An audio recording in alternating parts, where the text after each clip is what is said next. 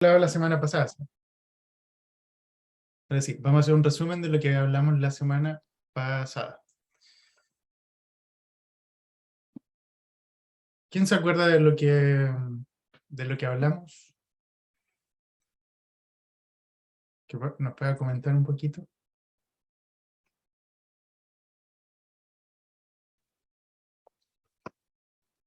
Hablamos de la proclamación del reino, ¿cierto? ¿Sí? Ya. Hablamos de la proclamación del reino y decíamos que habían 4 agentes encargados de esta misión, ¿cierto? De proclamar el reino. Los ángeles, los serafines, ¿cierto? ¿O no? ¿Sí? ¿No? ¿No es cierto? No son ellos los encargados de la proclamación del reino. Los encargados de la proclamación del reino, que vemos en las escrituras, habíamos dicho que eran Juan el Bautista, Jesús, los discípulos y posteriormente nosotros la iglesia, ¿cierto? Y decíamos que el mensaje de Juan el Bautista había sido: arrepiéntanse porque el reino de Dios ha llegado. Ese es el mensaje de Juan el Bautista. Y para él el arrepentimiento tenía connotaciones de un cambio moral, ¿cierto? Que si éramos, por ejemplo, cobradores de impuestos, lo podíamos seguir haciendo, pero cobremos lo justo, ¿cierto? Si éramos soldados romanos, lo puedes seguir siendo, pero Juan el Bautista te decía: no extorsiones a las personas. ¿Hablamos de eso o no? Que veo que eras de extrañeza.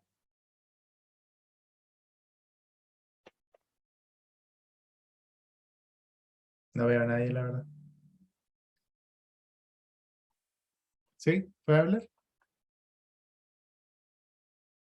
Ya.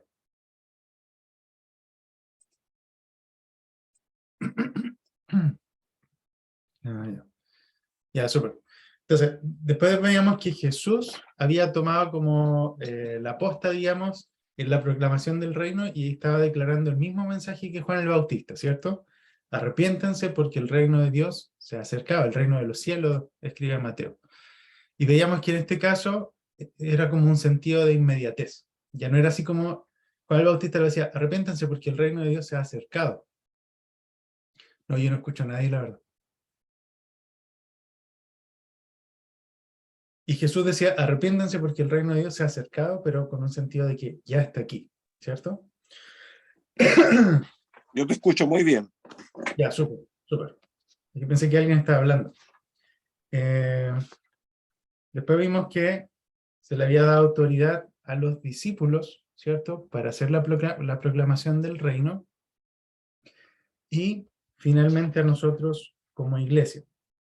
Veíamos que el movimiento de Juan había abarcado, era como un movimiento amplio, digamos, venía gente de muchos lugares a verlo, pero también veíamos que el movimiento de Jesús fue mucho más amplio, ¿cierto? Y hoy día vamos a ver, como de pasadita, que el ministerio de Jesús incluso llegó a los gentiles, que fue cuando alimentó a los 4000.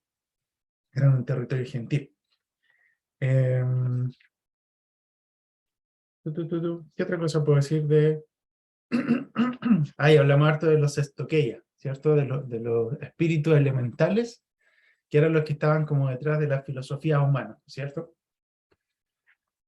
Hoy día vamos a pasar a la que realmente tenía que haber sido la clase 4 antes de la proclamación del reino, ¿ya? Hoy día vamos a hablar de la irrupción del reino. ¿Se ve el compartir de pantalla, cierto? ¿Sí? ¿No? ¿Sí? Súper. Ya ven. Entonces, si leemos Mateo 6, del 9 al 10, esto es lo que muchas personas conocen como el Padre Nuestro, ¿ya? Que era una oración apostólica, que Jesús le enseñó, una oración de reino, digamos.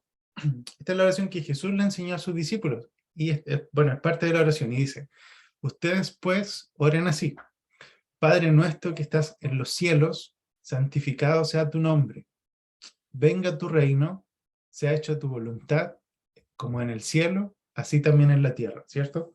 Sabemos que los católicos como que tienen estos rezos, y lo repiten, y lo repiten, y lo repiten, pero un par de versículos antes Jesús nos dice que nosotros no tenemos que orar con repeticiones vanas, ¿cierto? un par de versículos antes de esto. Ustedes no oren con repeticiones vanas como lo hacen aquellos, sino que ustedes tienen que orar de esta forma. Entonces, cuando nosotros hacemos esta oración, ¿qué tenemos que hacer para que esto no sean palabras vanas? ¿Cierto? Porque para nosotros sería fácil decir esto y recitarlo, pero ¿cuál es la consecuencia que nosotros esperamos de haber hecho esta oración? ¿Cuál es la expectativa que tenemos nosotros cuando decimos que venga tu reino? ¿En qué estamos esperando?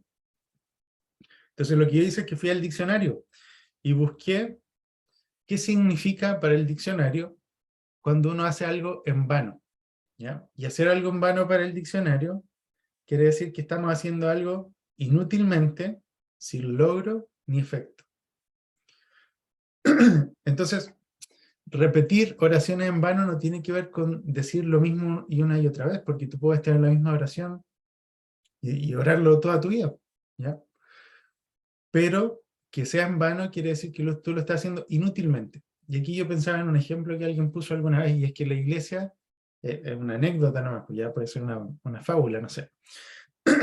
Y que la iglesia un día se reunió a orar, y estaban en una sequía terrible, y la iglesia se unió a orar por lluvia, y solamente un niño llegó con paraguas. Es una oración en vano.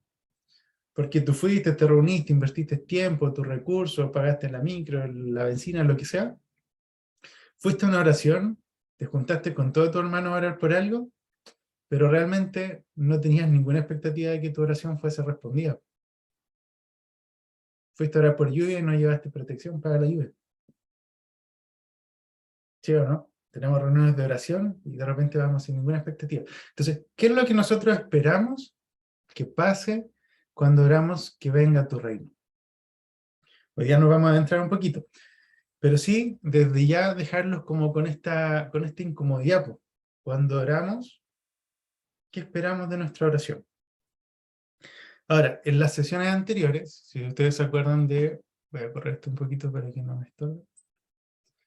En las sesiones anteriores, voy a dejar abajo mejor, nos hicimos como un panorama general, obviamente, muy amplio, y que si bien hablamos como muy superficialmente muchas cosas, como que nos sirvió y se nos abrió un poco la mente para entender bastante las escrituras, ¿cierto? Y nos dimos cuenta que desde Génesis hasta Apocalipsis, ya vamos a entrar un poquito más como para el final de la historia, eh, el hilo conductor de las escrituras, el tema central, es el reino de Dios.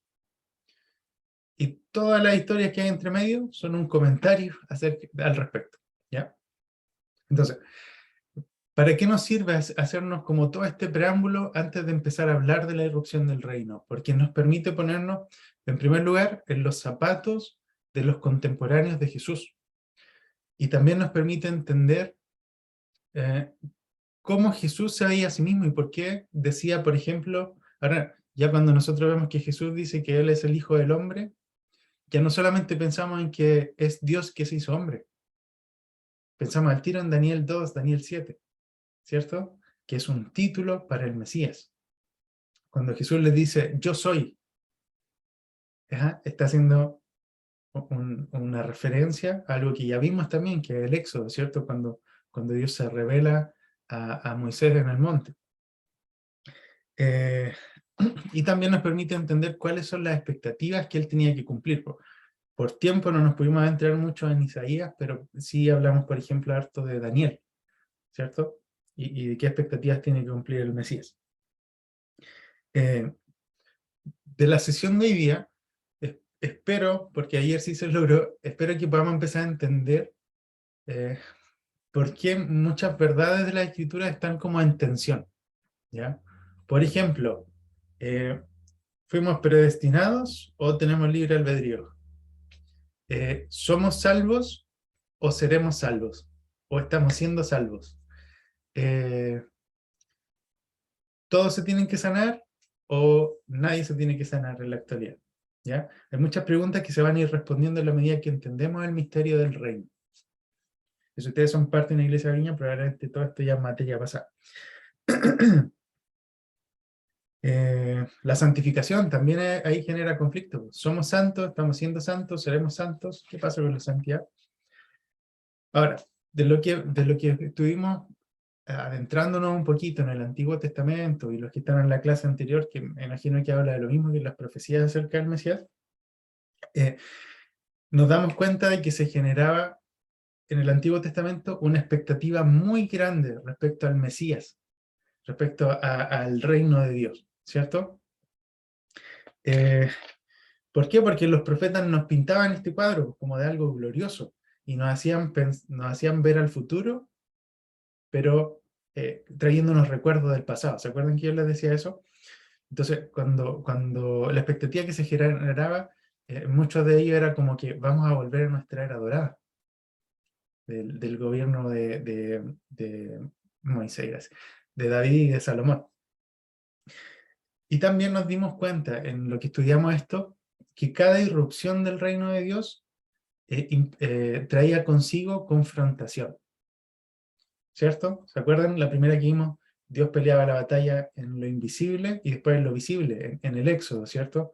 Y era Dios quien peleaba contra los dioses de Egipto, perdón, y era Dios quien peleaba contra el ejército de Faraón.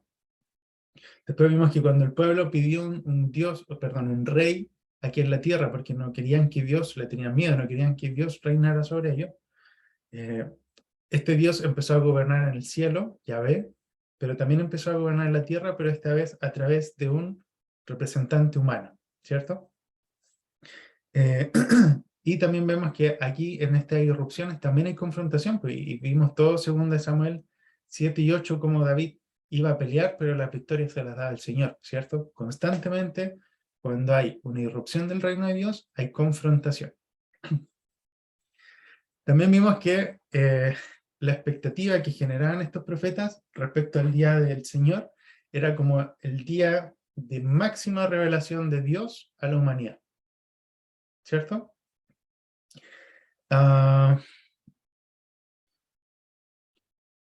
Y también le generaba la expectativa de que este día del Señor podía ocurrir en cualquier momento, ¿ya? Era algo que podía pasar de un momento para otro. Pero a pesar de todas estas promesas que hicieron los profetas, ¿cierto? Y aquí yo le había puesto algunas fechas como de referencia.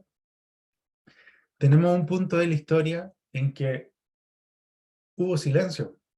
Dios dejó de hablar a los profetas, ¿cierto? Me parece mucho que Malaquías fue el último que habló, hasta Juan el Bautista, hubo silencio. Y en todo ese periodo fueron cientos de años, entonces todo ese periodo empezó a ocurrir muchas cosas. Algunos perdieron la fe, dijeron así como ya no hay esperanza, ¿y qué es lo que hicieron? Se empezaron a moldar al sistema. Y ahí vemos a Mateo, por ejemplo, que se hizo cobrador de impuestos, ¿ya? Siendo judío, empezó a trabajar para el Imperio Romano, se amoldó al sistema. Se empezó a politizar, y aquí empiezan a aparecer los celotes, por ejemplo, que es como el partido revolucionario, que no, el reino lo vamos a imponer por la fuerza. Tenemos también que aparte que se politizó, aparte que algunos perdieron la esperanza, tenemos una distorsión de la expectativa, y se empezó a hacer como a generar expectativas más grandes de lo que los profetas habían hablado. Ellos decían cosas así como que, no sé, pues, una vaca iba a tener 1000 terneros en el reino de Dios. Imposible, ¿cierto? Una mujer va a tener 100 hijos en el reino de Dios. No, empezaron como a inflarlo un poco y a poner palabras en la boca de los profetas. Pero sí hubieron algunos pocos que se mantuvieron firmes y mantuvieron esta expectativa. Yo podría pensar, por ejemplo, en Simeón, podría pensar en Ana, podríamos pensar en los padres de Juan el Bautista, podríamos pensar en María, en José, ¿cierto? Y eventualmente aparece, después de estos años de silencio, acuérdense, Dios no está hablando en 300, 400 años. De repente aparece este Juan el Bautista, con toda la impronta de los profetas. ¿Se acuerdan que yo les preguntaba la semana pasada? ¿Por qué Juan el Bautista se vestía con ropa de camello? Con ropa de piel de camello. ¿Por qué comía langosta? ¿Por qué comía miel silvestre? Lo que estaba haciendo era tomar la imagen prácticamente era como ahora nos disfrazamos de guasos, y los guasos se disfrazan así para el 18, ¿cierto? Pero tú te disfrazas de guaso y todos dicen, ah, un guaso. Y ni los guasos se identifican con eso. ¿Cuánto más las vestimentas, la forma de vivir de los profetas? Y Dios comienza a hablar otra vez, a través de Juan el Bautista. Y nosotros ya vimos cuál era su mensaje, ¿cierto? Enderezar las sendas, pedir un cambio moral de las personas para recibir al Señor que estaba viniendo.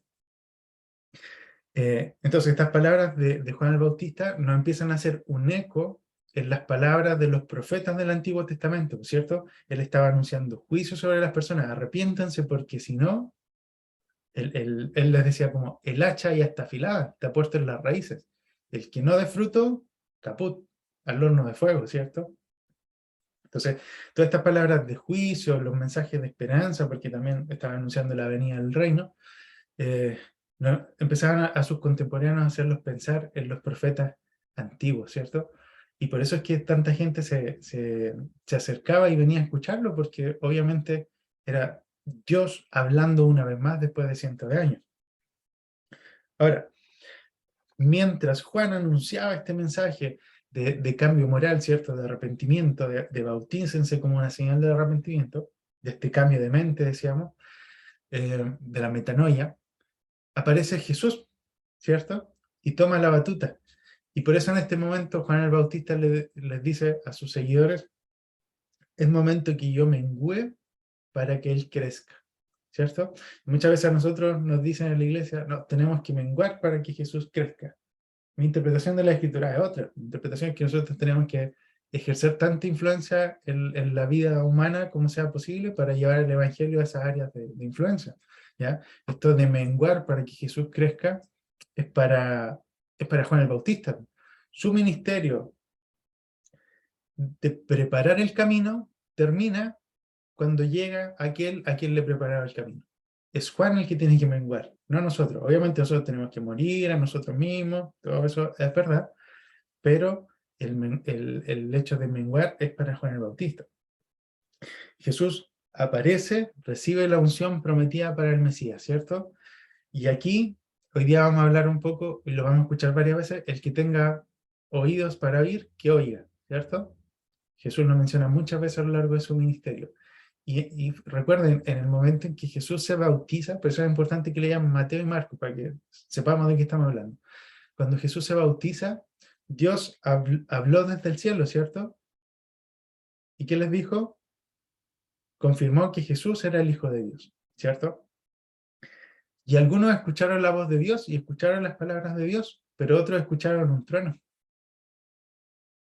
¿cierto? El que tenga oídos para oír, que oiga. Nos va a ir haciendo resonancia a la medida que vamos avanzando. No voy a entrar a detalles porque si no nos va a faltar tiempo. Ahora, Jesús se bautiza. ¿Se acuerdan que decíamos que en todas las irrupciones previas del reino de Dios había confrontación? Aquí les va a hacer clic y van a recordar cuando leyeron. Jesús se bautiza e inmediatamente empieza la confrontación, porque fue llevado por el Espíritu Santo ¿a dónde? Al desierto, para ser tentado, ya no por los dioses de Egipto, ya no por el faraón, ya la confrontación no es contra un ejército terrenal, contra el ejército de Egipto, la confrontación ya no es contra las naciones enemigas de Dios, la confrontación ahora es contra el representante de todo lo malo en los seres vivientes, en los seres creados, ¿ya? Este es el enemigo máximo del pueblo de Dios, que es Satanás mismo, ¿cierto?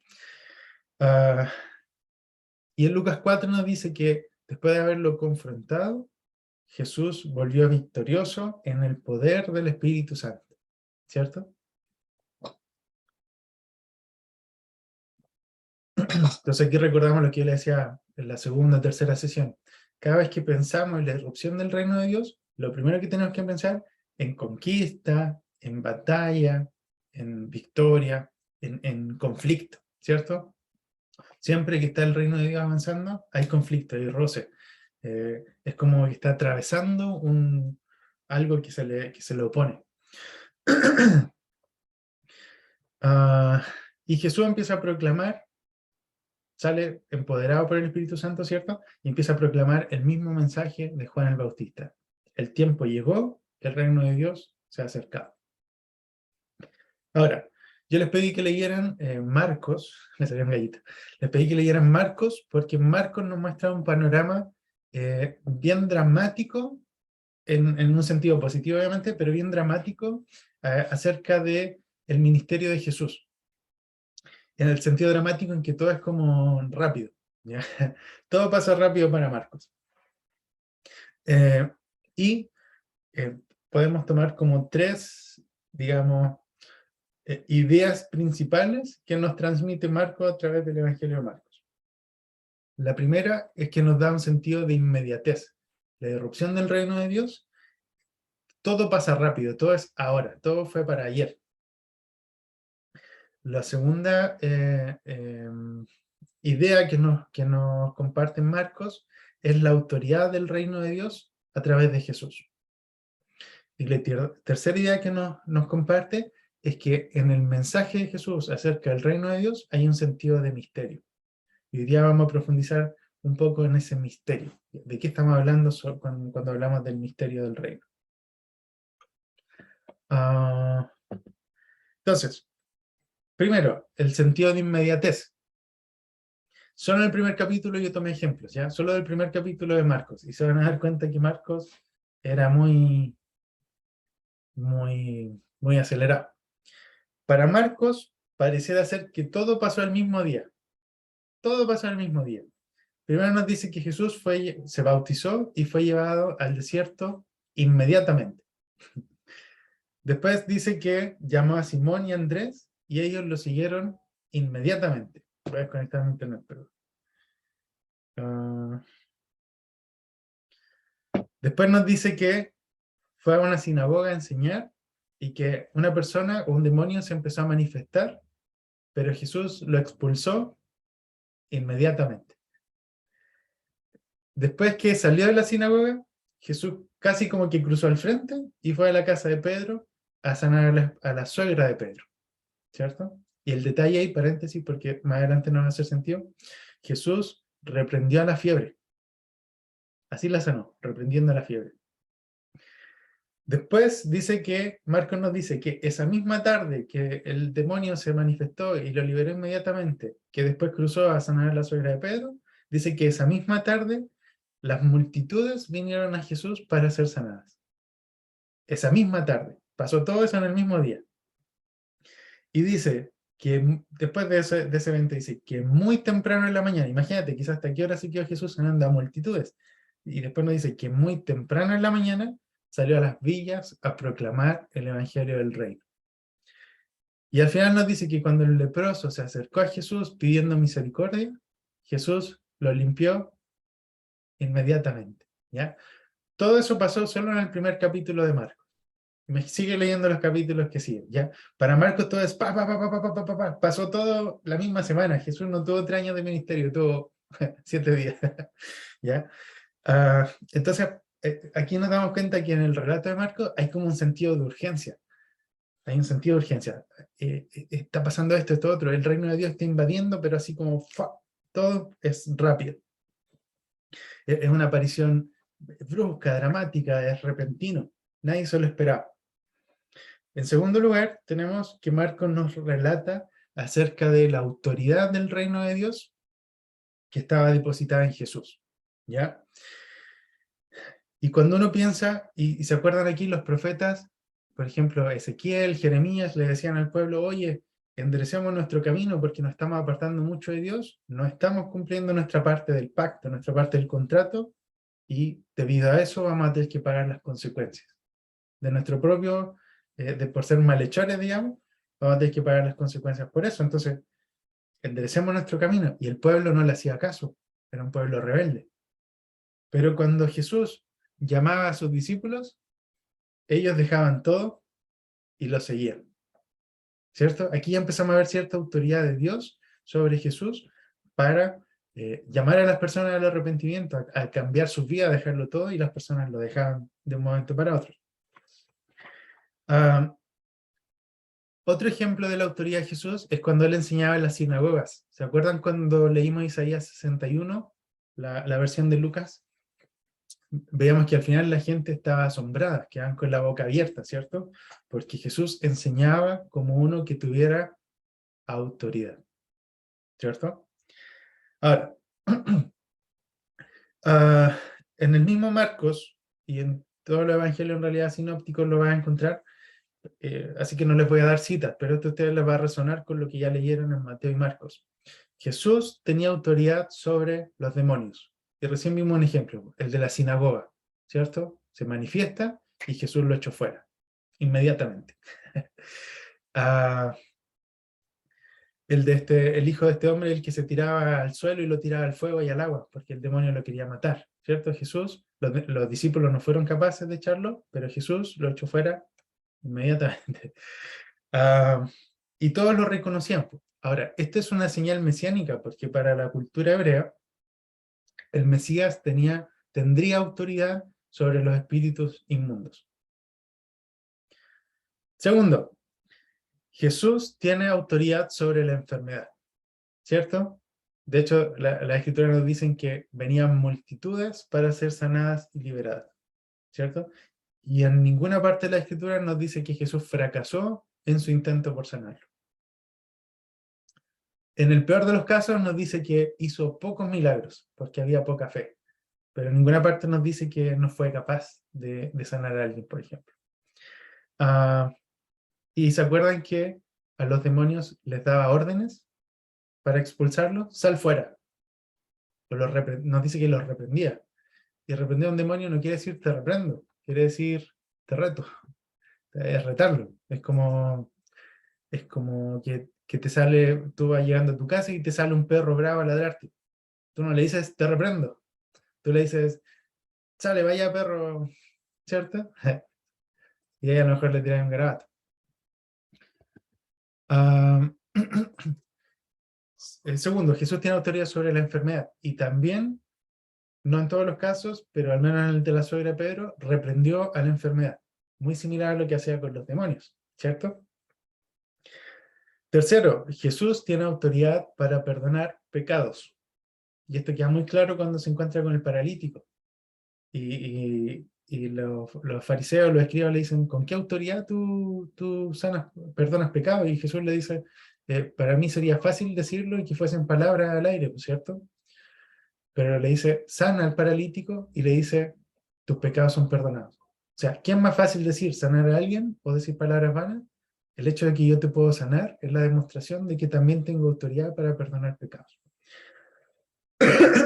Ahora, para la mentalidad hebrea de ese tiempo, Dios perdonaba pecados solamente a través del sistema sacrificial, ¿cierto? En los templos, con el sistema de los sacerdotes, ¿cierto? Jesús vino a irrumpir en medio de eso y para ellos era como extraño, ¿cierto?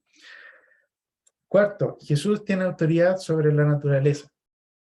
Y aquí lo vemos, por ejemplo, en Marcos, cuando va cruzando a Gadara, o a Gesarena, dependiendo de la versión, cambia el nombre de la ciudad. Jesús tenía autoridad sobre la naturaleza y calmó la tormenta, ¿cierto? Jesús iba durmiendo en el bote, sus discípulos, que muchos de ellos eran pescadores, tenían miedo porque pensaban que se iban a morir. Así de brava estaba la tormenta, imagínate.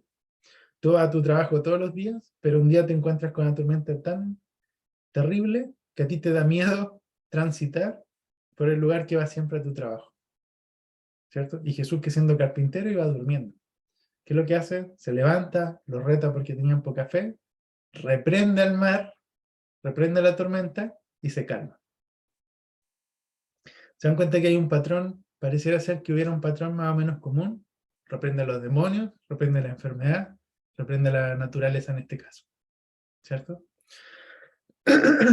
Y finalmente Jesús tiene autoridad sobre la muerte. Y al menos en Marcos lo vemos cuando resucita a la hija de Jairo, ¿cierto? Y yo le decía en una de las sesiones que Jesús echaba a perder todos los funerales, porque se encontraba con un funeral y resucitaba el muerto. El de su amigo Lázaro, el de la hija de la viuda de Sarepta, puede ser, ¿o no? ¿Sí? Entonces, vemos que Jesús tiene autoridad sobre los demonios, sobre la enfermedad, autoridad para perdonar pecados, autoridad sobre la naturaleza y autoridad sobre la muerte. Ahora, ¿qué tienen? Como le decía, pues, había este patrón de que él reprendía y nos da la impresión que detrás de cada una de estas cosas, de la enfermedad, de la muerte, de la naturaleza siendo caótica, de la enfermedad, de los demonios, detrás de todo eso, estuviese el mismo poder maligno maquinando todo esto, ¿cierto? Por eso Jesús los reprendía como si fuesen espíritus. Ahora, ¿qué tienen en común todas estas cosas que hablamos recién? Todas estas cosas sobre las cuales Jesús tenía autoridad y demostró su autoridad. ¿Qué tienen en común cada una de ellas? ¿Alguien ve un patrón? Que todos dañan al ser humano. Ahí está, ¿cierto? Cada una de las cosas sobre las que Jesús demostró autoridad tienen ese factor en común, que eran cosas que oprimían al pueblo, a las personas, ¿cierto? Empezamos a pensar aquí, Éxodo, la gente está en cautiverio, e irrumpe este Dios que se hace presente y trae libertad, ¿cierto? Vemos aquí en la era dorada, la gente podía haber sido pobre, vivir en la miseria, no tener techo, no tener comida, pero cuando el reino de Dios irrumpe, los libera de todas esas cosas, ¿cierto? Que lo oprimen. Jesús viene y hace lo mismo. Nos libera de todo lo que nos oprime, sea una adicción, lo que sea. No voy a entrar más en detalle porque si no nos va a alcanzar el tiempo, ¿ya? Pero quedan con la idea como bien explicada. Ahora, la tercera idea que nos comenta Marcos es que el mensaje que Jesús anuncia sobre el reino de Dios tiene un sentido de misterio, ¿ya? eh, eh, eh, eh, eh, em,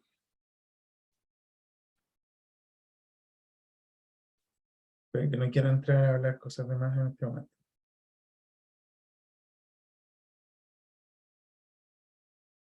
Ya, no se lo voy a desarrollar ahora, se lo voy a desarrollar más adelante, ¿ya? Pero anótenlo ahí.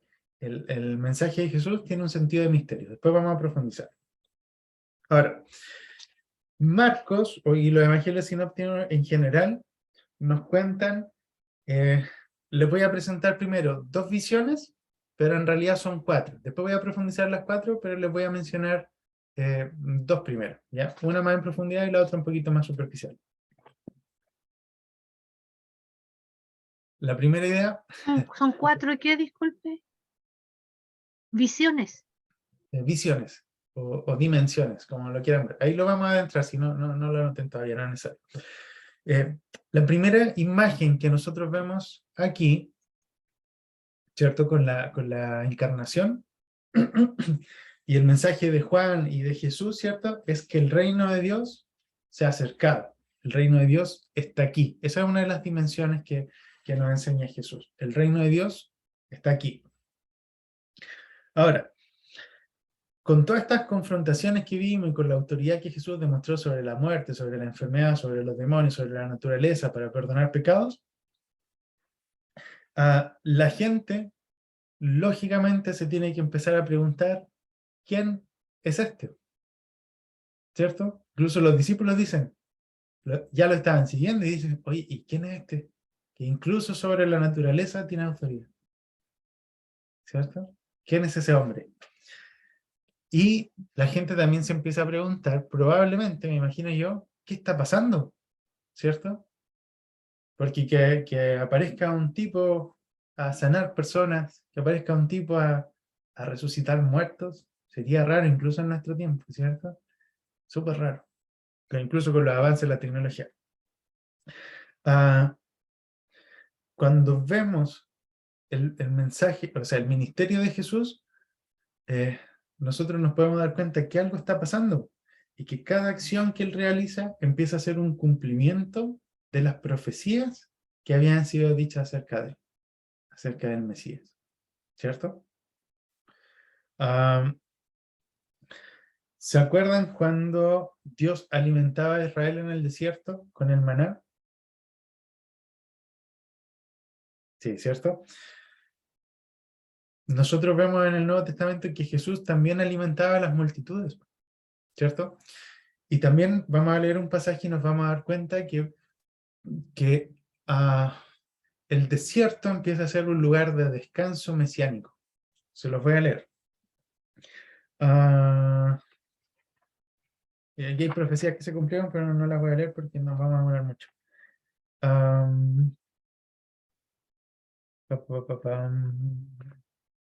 Me le perdió. Ya. Marcos 6, 31 y 32. Lo vamos a buscar.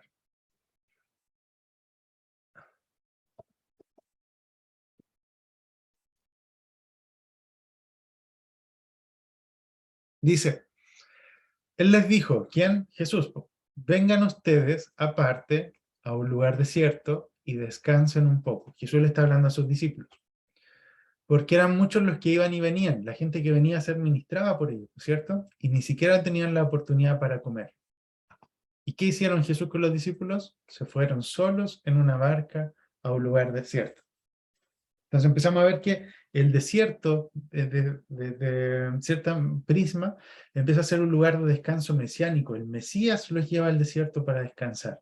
Así como Moisés en el desierto, ¿se acuerdan que reunía al pueblo y los sentaba por cientos, por 50, y los alimentaba y hacía todo lo que tenían que hacer ahí? Nosotros empezamos a ver que Jesús hace lo mismo y empieza a separar las multitudes en cientos, en 50, y lo que hace, igual como Dios proveyó el maná milagrosamente, Jesús también lo empieza a alimentar milagrosamente. Y con estos 5 panes y los peces, empieza a multiplicar la comida y pasan 2 fenómenos. Lo primero es que Jesús sienta a la gente, estaba en un lugar apartado, por eso ellos no podían ir a un negocio a comprarse comida, por cierto, estaban en un desierto. Jesús sienta a la gente en el pasto. Y nos lo hace pensar eso en el Salmo 23. En verdes pastos me haces descansar, ¿cierto? Porque Moisés ya había orado que a Dios, que en algún momento mandara a alguien que viniera a pastorear al pueblo. ¿Quién más dice lo mismo? Ezequiel también prometió que iba a venir un hijo de David a pastorear al pueblo de Dios. Vemos aquí Jesús que está cumpliendo el Salmo 23. Verdes pastos me hace descansar. Toma el ejemplo de Moisés y separa el pueblo en cientos y en 50.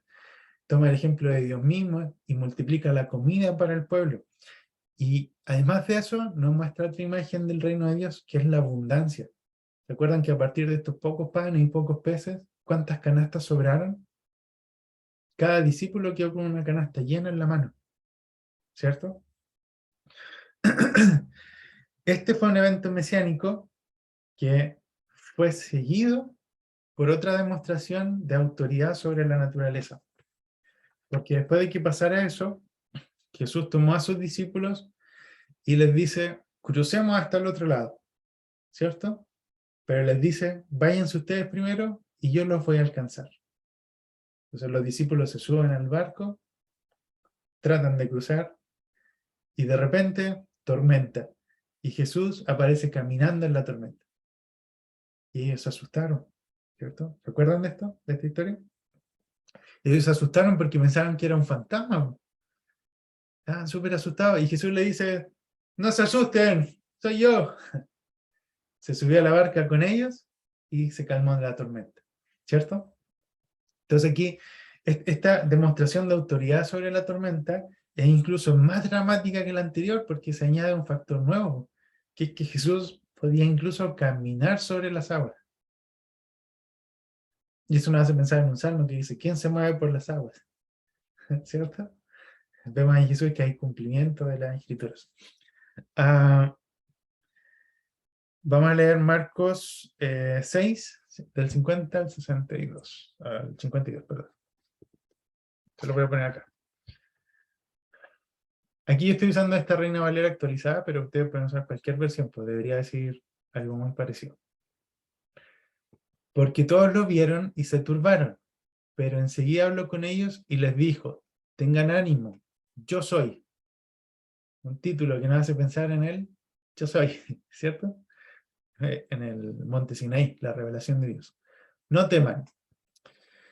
Y subió a ellos en la barca y se calmó el viento. Ellos estaban sumamente perplejos, pues aún no habían comprendido lo de los panes. Esto pasó un par de horas antes, ¿cierto? El tema de los panes. Más bien sus corazones estaban endurecidos. Y eso igual es importante. Bueno, todo es importante, pero para la clase de hoy esto es importante. Entonces, nos damos cuenta que eh, los discípulos, incluso en este punto, estaban viendo a Jesús haciendo cosas maravillosas. Pues imagínate verlo caminar en el agua, multiplicar la comida así, pero para alimentar a miles, miles, miles, miles. Y todavía no, como que no cachaban bien quién era Jesús. Porque si los discípulos ah, hubiesen comprendido que la alimentación de los 5.000 era una señal de que Jesús era el Mesías, quizás no se hubiesen sorprendido, no hubiesen estado sumamente perplejos al verlo caminar sobre el agua, porque ya hubiesen entendido, ya hubiesen comprendido que Jesús era el Mesías. Después se lo reveló a Pedro, ¿cierto? De ahí lo vamos a ver. De ahí se lo revela a Pedro que él es el Mesías, el Hijo de Dios. Pero en este momento como que todavía no cachaban mucho. Ah, y paréntesis, porque no tiene que ver con lo de hoy, pero sí, porque ¿se acuerdan que Isaías nos decía que esto iba a ser para todas las naciones de la tierra? Lo leímos hace un par de semanas. Ya, cuando Jesús alimenta a los 5.000, eso lo hizo en una región que era judía, en un entorno judío. Pero cuando alimenta a los 4.000, lo hace en un entorno gentil, lo hace en las cercanías de la Decápolis. Y se fijan aquí como ya se empieza a cumplir lo que también dice Isaías, que esto va a alcanzar a todas las naciones, incluso a los gentiles, no solamente a Israel. Eso ya empezó a repartir a otros, incluso antes de que sus discípulos pudieran hacerlo, porque él, lo vimos hace algunas sesiones, que él le encomendó el primero a los de la familia de Israel. Hay una segunda dimensión. Después vamos a profundizar más en el reino de Dios hasta aquí, ¿ya? Pero hay una segunda dimensión, y es que el reino de Dios no está aquí todavía, ¿ya? Por eso hablamos del ya, pero todavía no. De todas las formas que ya vimos, y muchas más, porque obviamente tienes que leer los evangelios, pero Jesús empezó a demostrar, y los evangelios lo testifican, de que el reino de Dios ya estaba irrumpiendo a través de Jesús, ¿cierto? Lo vimos claramente con la autoridad que él demostró, que era la autoridad que solamente el Mesías debería tener. Y pareciera ser que lo que ellos esperaron por miles de años estaba tomando lugar, estaba sucediendo. Y al mismo tiempo, hay muchas cosas en el ministerio de Jesús que nos pueden hacer pensar de que lo que nosotros pensamos que sí está pasando, pareciera ser que no está pasando, como que todavía no. Y ellos se sentían, ya estaban confundidos porque como que no cachaban mucho, recién lo vimos aquí, estaban como perplejos. Pero además de la dureza de sus corazones que no les permitía entender, había otro factor que era que Jesús mismo como que te la contaba, pero no te la contaba así como tan completa, ¿ya? Como que había cierto misterio en su mensaje. De hecho, muchas cosas a los discípulos les empezó a cuadrar después de la resurrección, pero antes estaban así como, estamos con Jesús porque nos gusta lo que hace, pero como que todavía no cachamos bien para dónde va. ¿Ya?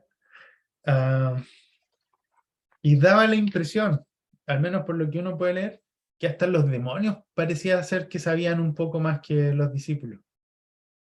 En un momento los demás le dicen, ¿por qué nos vienes a atormentar antes de tiempo?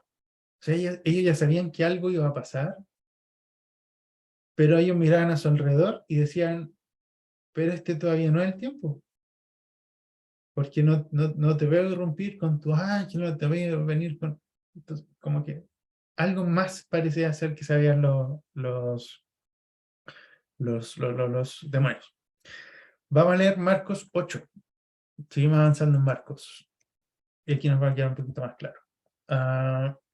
Del 17 al 19.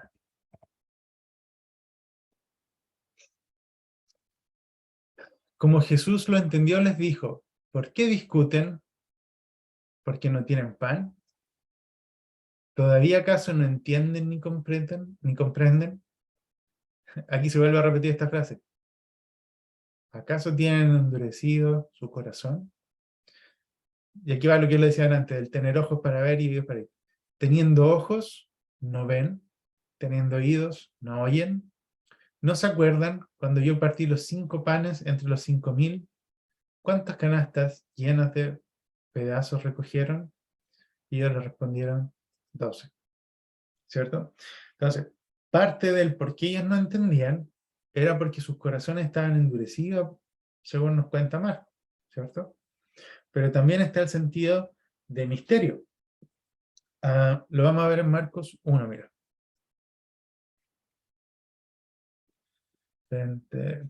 43 y 44.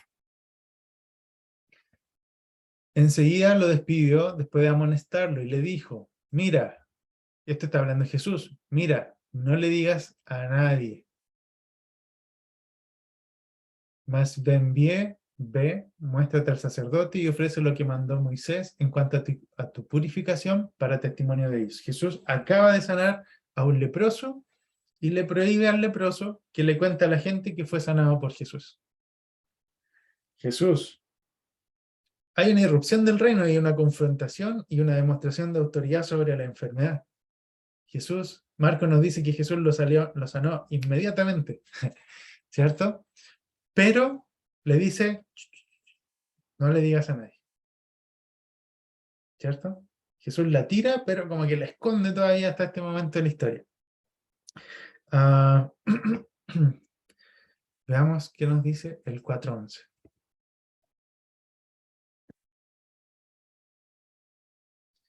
Cuando Jesús contaba parábolas, después los discípulos entraban y les pedían que se las explicaran. Y Jesús les decía, a ustedes se les ha dado el misterio del reino de Dios. ¿A quiénes? A los discípulos. Pero para los que están fuera, a las multitudes, todas estas cosas están en parábolas. Jesús lo contaba abiertamente. El reino de Dios es como una semilla de mostaza. Y ahí toda la gente entendía, porque, ¿cierto? Era como contemporáneo a ellos. Y después en la interna los discípulos le decían, Jesús, explícanos esta parábola. Y ahí Jesús les contaba el misterio, ¿cierto? Entonces, Jesús como que lo mostraba, pero también la escondía, ¿ya? Había cierto sentido de misterio. Cuando se le reveló a Pedro que Jesús era el Mesías, ¿qué es lo que hizo Jesús? Leamos.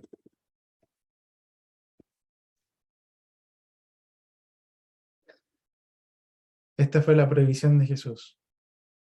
Tú eres el Mesías. ¿Quién dicen ellos que soy yo? Tal persona. ¿Quién dice ustedes que soy yo? Pedro le dice, tú eres el Mesías, el Hijo de Dios. Jesús le dice, no te lo reveló carne ni sangre, ¿cierto? Sino el Padre. Pero la conclusión de eso es que Jesús les dijo, no le digan a nadie. No le digan a nadie. ¿Cierto? ¿Nos damos cuenta de que hay cierto sentido de misterio en el mensaje de Jesús? Hasta este punto, por lo menos.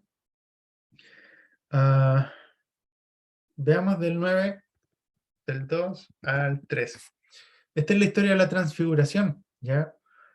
Ya todos conocen la historia, pero aquí está lo importante. Jesús tomó consigo a Pedro, Jacobo y a Juan. No tomó a todos los discípulos siquiera. Tomó a Pedro, Jacobo y Juan. Ellos vieron la transfiguración de Jesús, lo vieron en su cuerpo glorificado.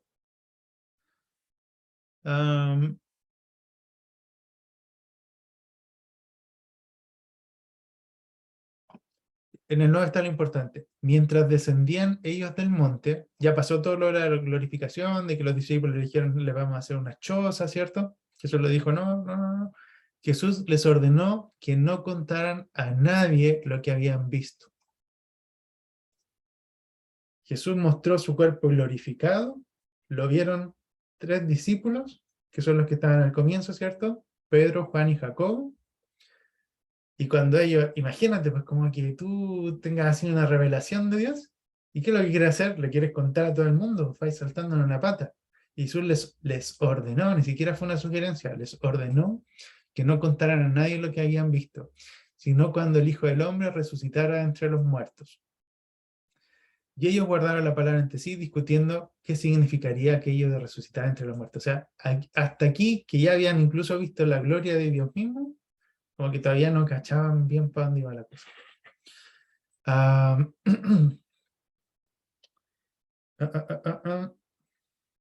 Entonces, aquí nos van a surgir algunas preguntas.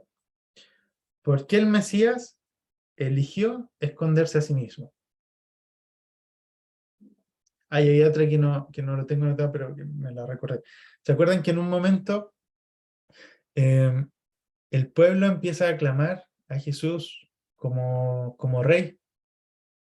Y la escritura dice que Jesús se fue de ahí. Pudo haber sido elegido como rey por voto popular, literalmente por voto popular, y Jesús se negó y se fue. Prefirió no hacerlo. Entonces, ¿por qué el Mesías eligió esconderse a sí mismo? ¿Por qué algunas de las promesas de los profetas del Antiguo Testamento, toda esta gente aquí, parecen haberse cumplido? La autoridad sobre los demonios, la autoridad sobre la muerte, la multiplicación de la comida, ¿cierto? ¿Por qué parecen que algunas se cumplieron y que otras no? ¿Cuándo van a ser juzgadas las naciones? Porque los profetas nos decían que cuando el Hijo del Hombre viniese, va a juzgar a las naciones. Y dentro del ministerio de Jesús no estamos viendo eso. Pero sí estamos viendo otras cosas. El Espíritu del Señor está sobre mí porque me ha ungido Dios, escribe Isaías, para dar vista a los ciegos, para dar libertad a los oprimidos. Jesús está haciendo todo eso, pero no está trayendo juicio sobre las naciones, ¿cierto? Cuando el Hijo de David tomará el trono, vencerá al César y gobernará como Rey universal.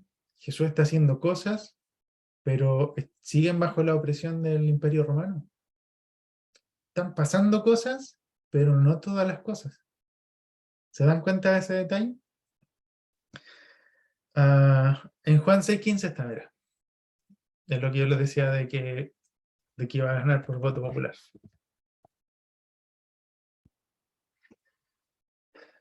Como Jesús entendió que iban a venir a tomarlo venir a tomarlo por la fuerza y hacerlo rey, se retiró de nuevo al monte él solo. Ahí está, Juan 6:15. Jesús puede haber ganado por plebiscito. Ah, y la gente aquí también se puede empezar a preguntar si realmente era este el Mesías o no, po, ¿cierto? Y veíamos hace un par de sesiones que incluso Juan el Bautista, con toda la historia de vida que tenían por ser primos, por haberse conocido incluso antes de nacer, haber saltado en la guatita de la mamá lleno del Espíritu Santo, haberle preparado el camino, ¿cierto? Haber tenido una revelación de parte de Dios, haberlo bautizado y haber visto el cielo abrirse y escuchar la voz de Dios, este es mi hijo amado. Incluso Juan el Bautista tuvo una crisis de fe, ¿cierto? Viendo todo lo que estaba pasando, a él habiéndose sido revelado por Dios mismo. Y Juan el Bautista tuvo una crisis de fe. Entonces, nos empiezan a surgir en este punto de la historia, si yo me pongo en los zapatos de la gente hebrea de ese momento, empiezan a surgir muchas preguntas, porque es muy evidente que el reino de Dios está aquí. Es muy evidente que el Mesías vino. Es muy evidente, por todas las demostraciones que vimos. Y al mismo tiempo, no. ¿Cierto? Hay una tensión. Ahora, ¿cómo podemos entender y vivir en paz con esto? Para poder entenderlo, tenemos que entender el misterio del reino. Vamos a ver cuál es el misterio del reino. Voy a pausar un poquito, voy a bajarle el poder a la estufa y vuelvo. 2 minutitos.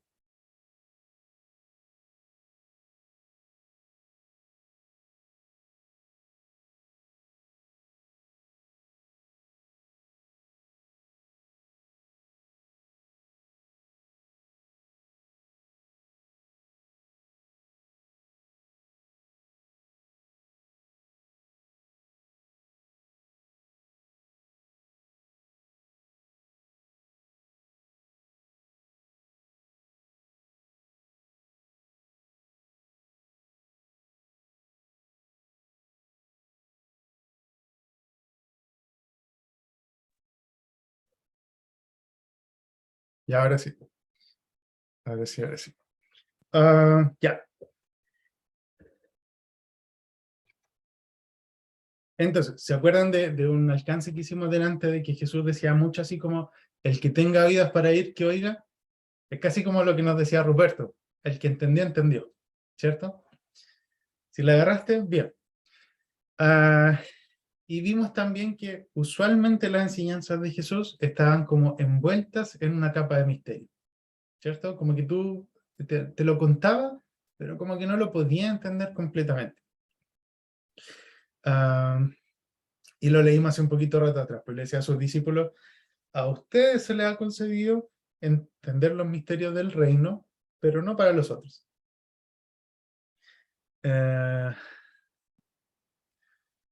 Vemos que todo lo que pasó, perdón, aquí, en el Antiguo Testamento, nosotros, de hecho ahora toma sentido, se puede resumir en dos declaraciones. Una declaración es que el Señor es rey, y eso lo veíamos, por ejemplo, en el Éxodo. Dios está reinando ahora. Pero después de la caída, la expectativa era otra, y era que el Señor será rey, como va a ser algo futuro. Para ellos, en un punto de la historia, el reino de Dios era presente, y en otro punto de la historia era futuro. ¿Sí? ¿Seguimos la idea?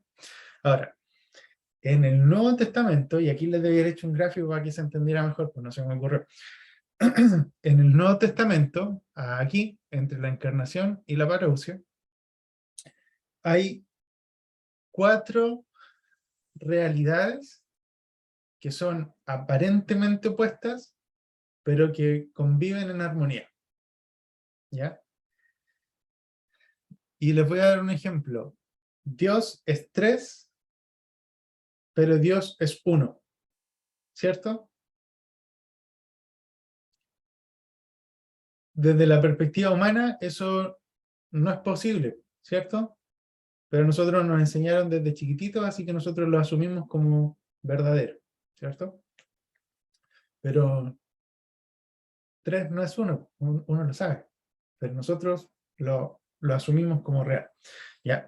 Estas 4 dimensiones las tenemos que asumir como reales. Y yo les tiro un spoiler hace un par de sesiones atrás, cuando yo le hablaba de los alemanes, ¿cierto? De hecho, en la primera, en la introducción, de los alemanes, que unos decían que el reino de Dios era futuro, otros decían que era presente, otros decían que estaba viniendo. Son todas sí. Son todas sí al mismo tiempo.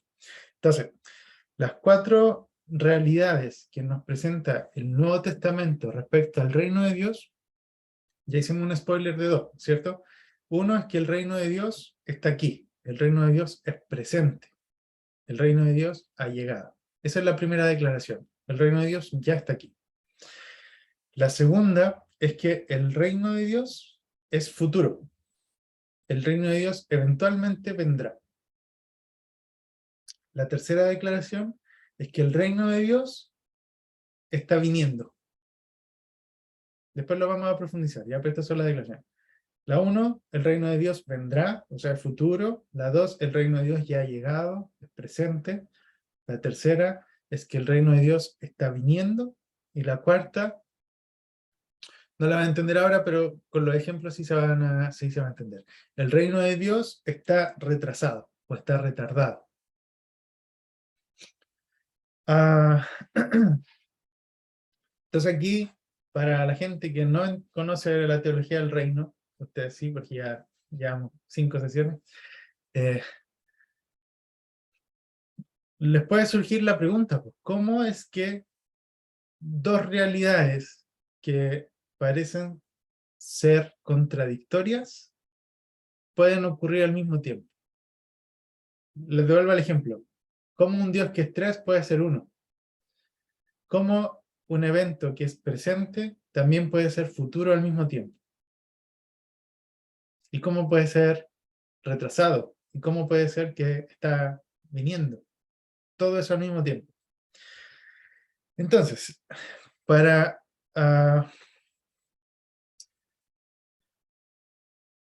comprenderlo, y aquí vamos a empezar a estudiar el misterio del reino. Y consideremos que, y aquí vamos a entender las preguntas del comienzo que le hacía, cosas que están como en tensión, libre albedrío o predestinación. ¿Somos santos o no somos santos? ¿Qué pasa con eso? ¿Qué pasa con los que se sanan y los que no se sanan? ¿Qué pasa con esto otro? ¿Ya? En general, la Escritura nos muestra verdades que están en tensión, ¿ya? Y se empieza a generar conflicto y división dentro de la iglesia cuando nosotros abogamos por una de las partes de la verdad y la exaltamos por sobre la otra, ¿ya?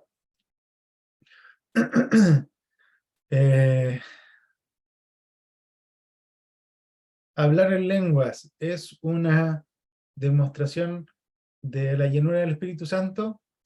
La iglesia se dividió por eso, la iglesia protestante, ¿cierto? Y la verdad es que sí, es una demostración de la llenura del Espíritu Santo. ¿Es la única demostración? ¿Es la única evidencia? No, hay otras evidencias, ¿cierto? Entonces, cuando nosotros exaltamos una verdad por sobre las demás, perdemos el equilibrio, ¿ya? Y eso es parte de la teología de la viña, vivir en el centro radical, ¿cierto? Entonces, para entender el misterio del reino, tenemos que tomar todas estas verdades y abrazarlas en conjunto,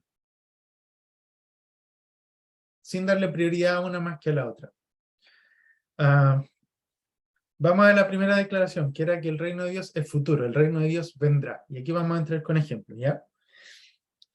Ya nosotros nos damos cuenta que Jesús tenía esta cosmovisión de lo que hablábamos en algún momento, que era el dualismo escatológico, ¿cierto? Que habían dos eras que eran continuadas. Está aquí, está aquí. Este siglo y el siglo venidero, ¿ya? Eso Jesús lo traía en su chip. Por eso era importante que entendiéramos la cosmovisión hebrea. Jesús era un hombre judío, por lo tanto tenía esta cosmovisión. Vivimos en este siglo, pero era un siglo venidero. Venidero. Vamos a comprobarlo. Mateo 13, del 11 al 13. ¿Qué nos dice aquí? ¿Qué hora es? Van a ser las 10.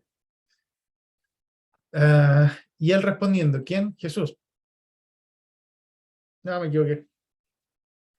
Era Marcos 10, 29. Esto no tiene nada que ver. Marcos 10, 29 y 30. Estamos hablando de esto, ¿cierto?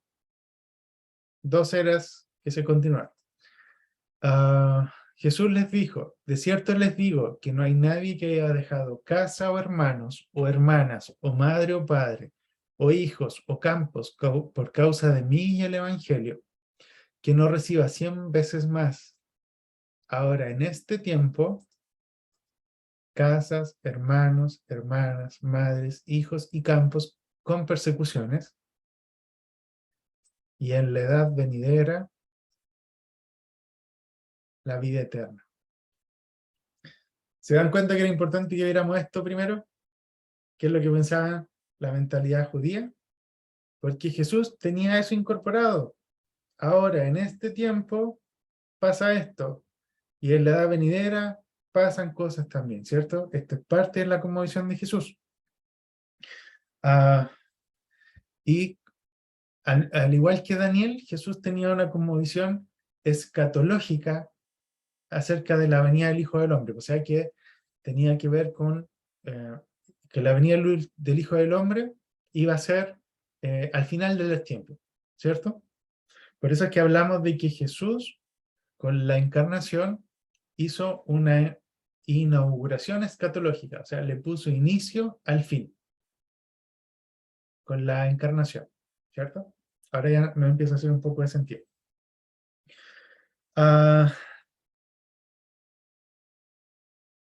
Déjame ver porque tengo que resumir aquí. Yo me lo puedo saltar.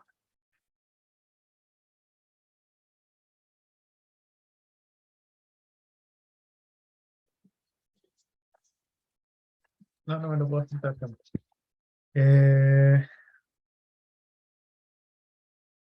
Ya, se lo voy a decir rápidamente. En el Sermón del Monte, Jesús, es como una de las enseñanzas más largas de Jesús. Está en Mateo, del 21 al 25, ¿ya? Y Jesús les da como varios tips acerca de los últimos tiempos. Porque los discípulos le preguntan, ¿cuáles son las señales del fin, cierto? Ah, en Mateo 24, 27, lo vamos a buscar rápidamente.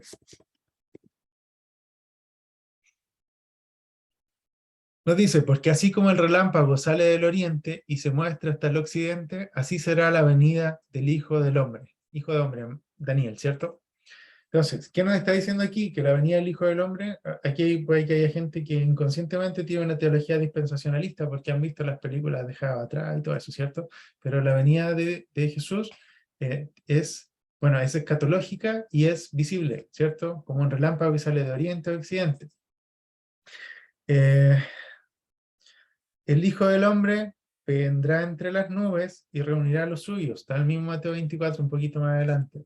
Del 30 al 44. Usted lo puede leer, ¿ya? Pero dice que Jesús va a descender de las nubes y se va a hacer el rapto, ¿ya? ¿Qué quiere decir esto? Que nos vamos a encontrar con Jesús en las nubes. La teología dispensacionalista habla de que Jesús se lleva a la iglesia, continúa su historia con Israel y después tiene otro boliche de que vuelve la iglesia, la tribulación, ya nada que ver con la realidad. Jesús viene, se encuentra con la iglesia en las nubes, continúa su procesión porque dice que se va a ver de oriente a occidente, por lo tanto todo el mundo lo verá. Aquí Mateo 24, cuando ustedes lo lean, se van a dar cuenta que viene con trompetas, vienen los ángeles anunciando, o sea, no va a pasar desapercibido. La escritura aquí en Mateo 24 nos dice que Jesús viene como ladrón en la noche, o sea, desapercibido, para los no regenerados, para los que tienen su corazón endurecido. Pero nos dice que los regenerados, nosotros, vamos a conocer las señales y sí nos vamos a dar cuenta cuando esto va a pasar. ¿Ya?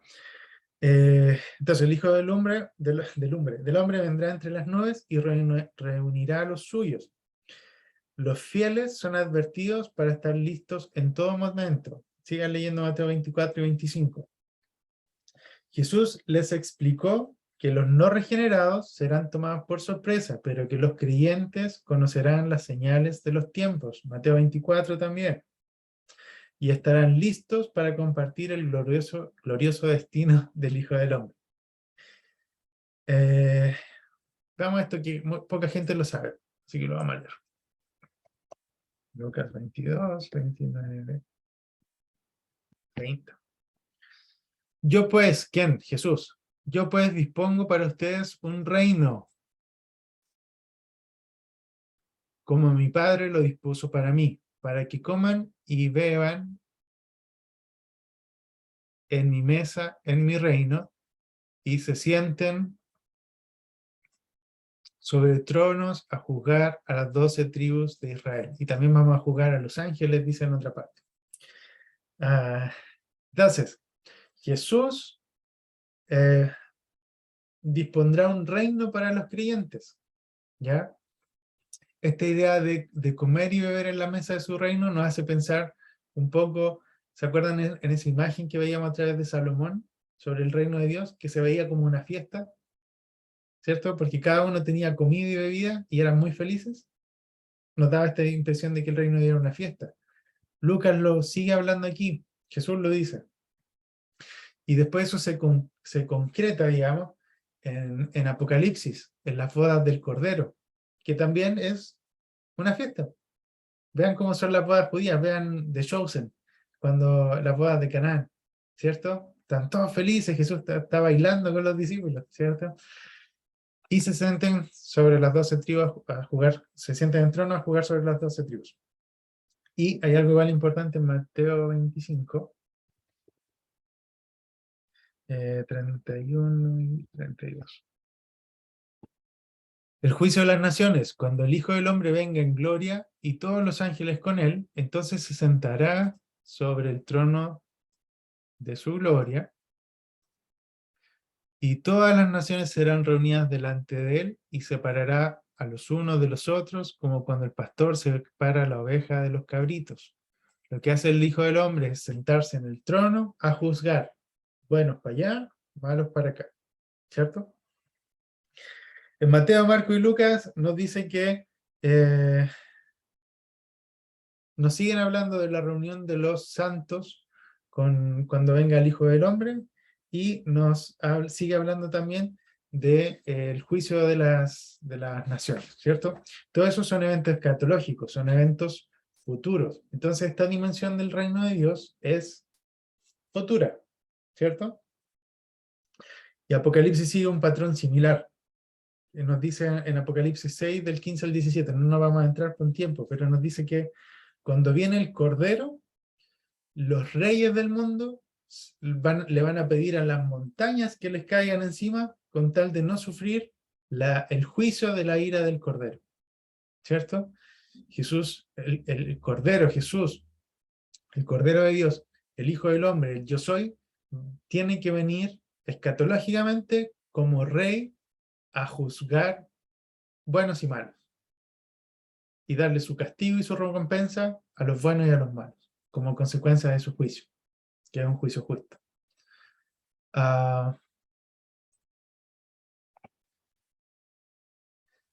Y también en el Apocalipsis 19 nos dice que este jinete, el caballo blanco, que tiene un manto como de sangre, que sus ojos son de fuego, que su boca es una espada, nos dice que viene a traer juicio sobre las naciones, ¿cierto? Empezamos a pensar en los estoqueya, en estos que influencian a las naciones. Entonces, este va a ser el clímax de la venida del reino de Dios, este reino futuro en donde viene el Hijo del Hombre como rey y como juez. Ese es el clímax del cumplimiento, ¿ya?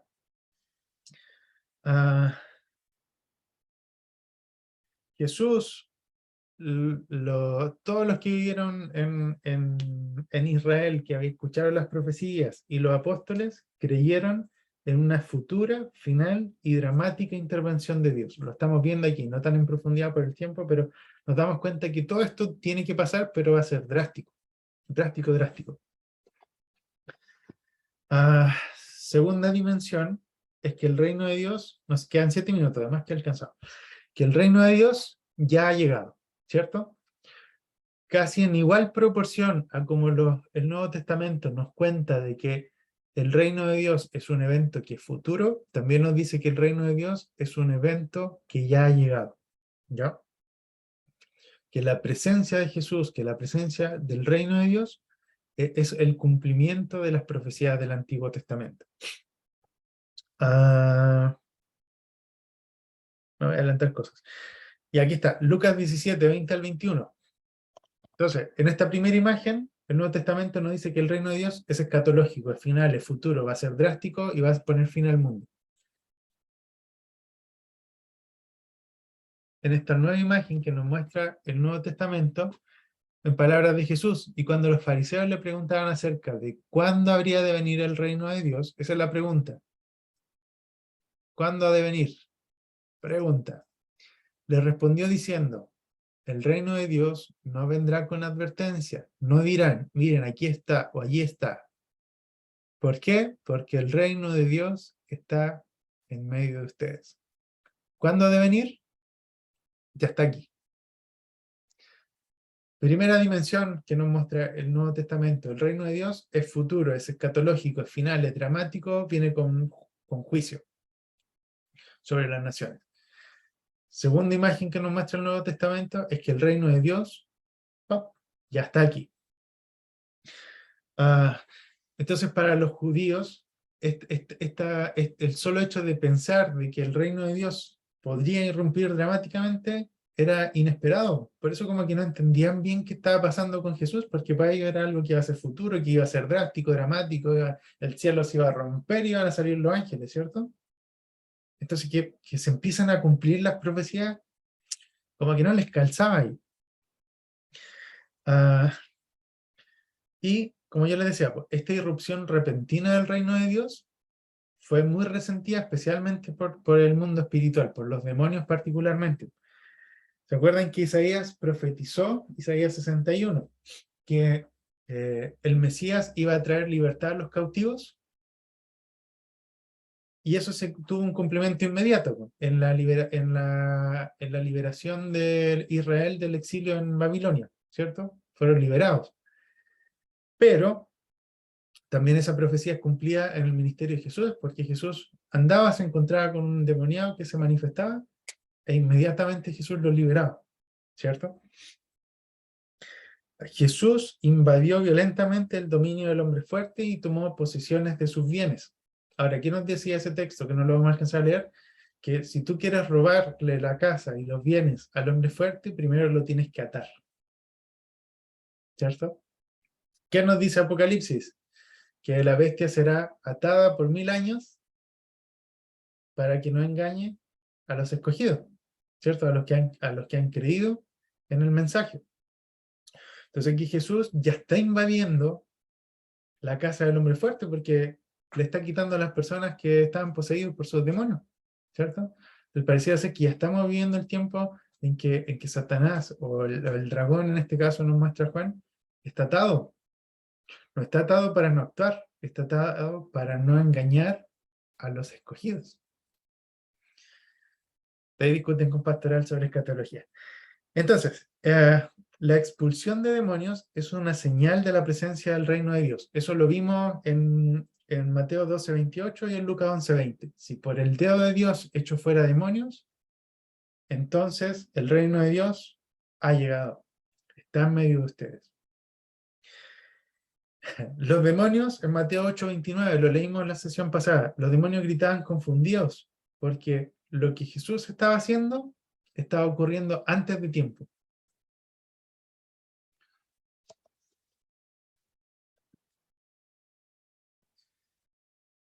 Y aquí ellos lanzaron gritos diciendo, ¿qué tienen con nosotros, Hijo de Dios? Otro título, ¿cierto? Hijo de Dios. ¿Has venido acá para atormentarnos antes de tiempo? Ellos sabían que el Mesías iba a traer juicio sobre ellos. Ellos lo sabían. Pero habían señales que no se estaban cumpliendo, ¿cierto? Las leímos recién. Las trompetas, los ángeles viniendo, el cielo partiéndose, el pueblo de Dios siendo levantado, todo eso no pasó.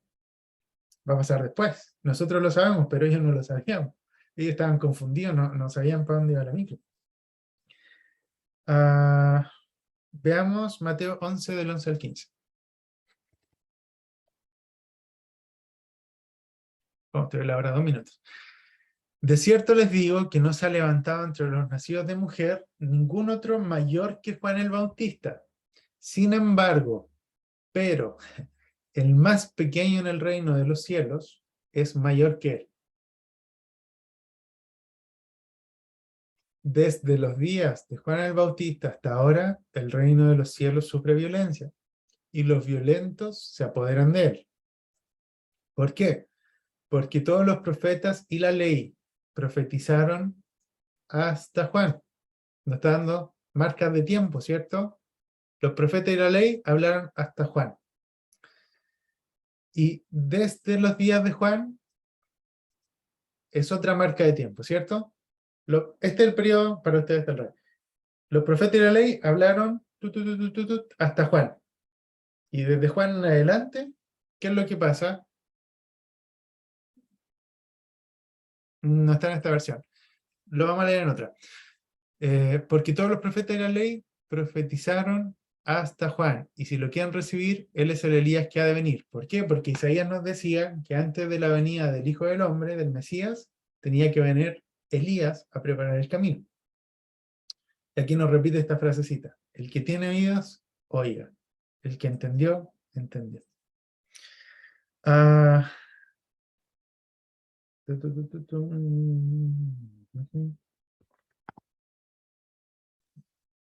Vamos a Lucas 16. Aquí nos va a quedar más claro qué pasa desde Juan en adelante. Y aquí también nos va a dar margen de tiempo. La ley y los profetas fueron hasta Juan. Marca de tiempo, ¿cierto? A partir de entonces, nueva marca de tiempo. Son anunciadas las buenas noticias del reino de Dios. Y todos se esfuerzan por entrar en él. pero es más fácil que pasen el cielo y la tierra a que se caiga una tilde de la ley. ¿Qué nos está diciendo? Déjenme resumirlo, a ver. Todo esto no lo voy a hablar. Ya. Hasta Juan y a partir de Juan nos están mostrando un quiebre en la historia, ¿cierto? Es como decir antes de Cristo y después de Cristo. Se dividió la historia en dos tiempos.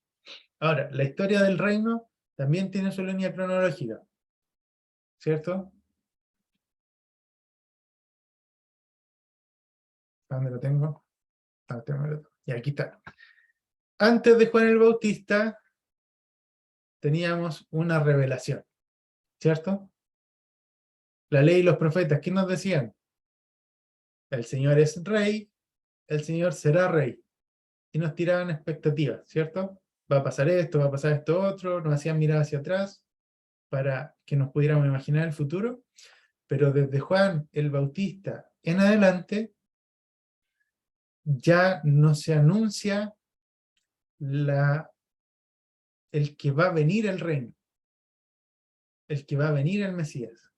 Desde Juan el Bautista se anuncia el mensaje de Juan el Bautista. El reino de Dios ha llegado, ¿cierto? Por eso nos dice Jesús que Juan es el más grande de todos los profetas, pero que el más pequeño del reino de aquí en adelante es mayor que Juan. ¿Por qué? Porque todos los profetas miraron de lejos, pero Juan fue el profeta que anunció más cerca la cercanía del reino. Isaías lo hizo 1000 años antes. Juan lo hizo 6 meses antes que Jesús, era 6 meses mayor, no sé cuánto tiempo antes lo habrá empezado a anunciar, ¿cierto? Por eso es que Juan es el más grande de todos los profetas. Pero incluso el más pequeño, cada uno de nosotros es mayor que Juan, porque nuestro nivel de revelación es mayor. Porque nosotros ya nos vamos a adorar a Dios al templo. Nosotros somos templos vivientes. Dios ya no habita en el lugar santísimo, Dios ahora habita en nosotros, ¿cierto? El más pequeño del reino de Dios es mayor que Juan.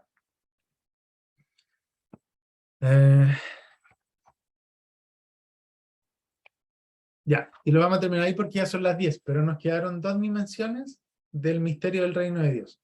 Que el reino de Dios, primero dijimos, el reino de Dios es futuro, quedó súper claro, ¿cierto? Todos estos ejemplos de que es escatológico y viene con juicio y las naciones y todo, ¿cierto? Segunda dimensión, el reino de Dios es presente, ya está aquí, ya está todo pasando.